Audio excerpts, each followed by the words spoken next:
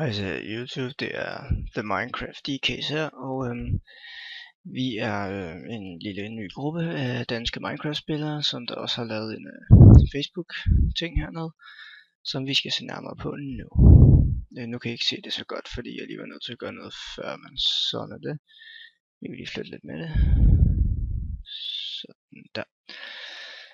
Vi er en ny dansk Minecraft-gruppe, og ja, vores mål er bare at få et socialt kommunikationssystem i gang, og få spillet lidt Minecraft med jer, folkens. Vores YouTube-kanal, den er lavet til at...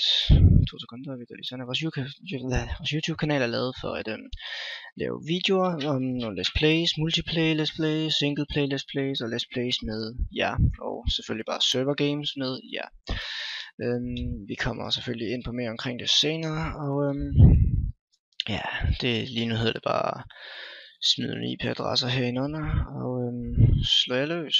Altså, der er ikke så mange, der synes godt om siden nu, men ja, vi er også lige startet, så sådan det. Ja, det er bare at smide en IP ind, og så få serveren i gang, sådan er det. Vi ses forhåbentlig snart, og kontakt os, hvis I vil noget, og hvordan I gør det. I kan bruge vores, ja, The Minecraft DK's, eller I kan gå ind på min profil, som der er Daniel Nørskov Andersen.